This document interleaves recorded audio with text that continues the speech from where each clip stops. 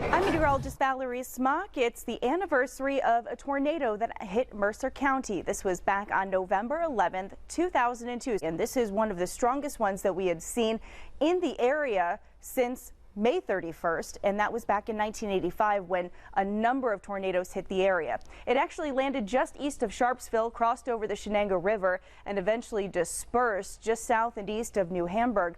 This was an F2 tornado, and the cause of this was actually the warm air and the cold air clashing together. There were a lot of wind reports. There were 19 injuries and at least one fatality due to this tornado. The Veterans Day tornado outbreak in the Midwest. The outbreak technically spanned 3 days with 93 tornadoes from Mississippi to Pennsylvania. There were 22 tornadoes that impacted Indiana, Ohio, and Pennsylvania alone. The most impactful storm to hit the valley was a destructive tornado that devastated the community of Clark. Meteorologist Paul Wetzel remembers it well.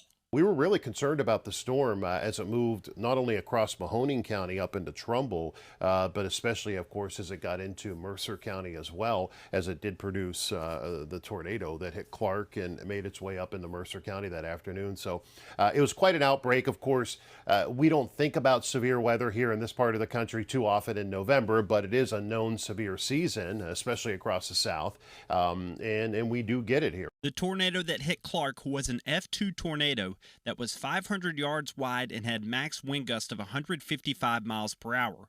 The tornado caused 19 injuries and one fatality. The storm had a lasting impact on the importance of severe weather coverage. This outbreak always sticks in the back of my mind, even as we go into severe weather coverage. Now, I went to do the survey work with the Weather Service. There was a young man, and we're walking around the house, and he came up to me, and I'll never forget this.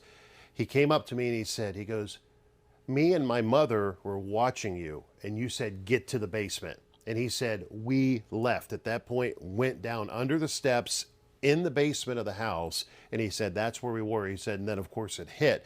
And while he was telling me that, I was staring at the basement steps that the whole house had been crushed in on top of it at that point, and that really, you know, has set with me forever. And I think about that even to this point.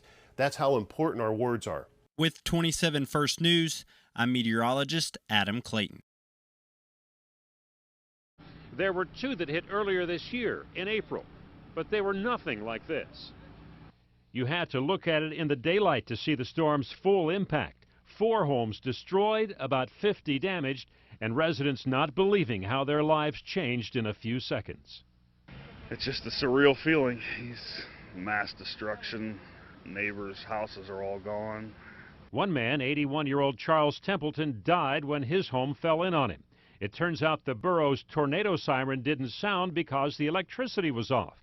It may not have made a difference since the storm hit so quickly after the Weather Service warning, but the mayor says they need to find the money for a backup generator for the siren. It's well worth it, absolutely. One life saved is worth the cost, yes. In the nighttime, residents did what they could to secure their homes from the elements. As repair work continued well into the night, even these roofers who do emergency work all the time couldn't help but be affected. This kind of touches you, you know, when you see all this loss. You know, people lose all their stuff, and it's sad to see it.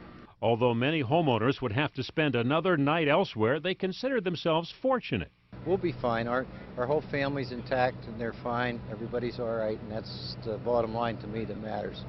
There was some welcome news for residents. Police plan to patrol the area at night to keep residents' possessions safe. And the local owners of the Radisson Inn offered free rooms to those who couldn't go back to their houses. Most of the work is finished for the night, and most of the people have gone elsewhere as the gas and electricity is still off. That is not likely to be restored until daylight. Reporting from Clark, John Greiner, Channel 4 Action News.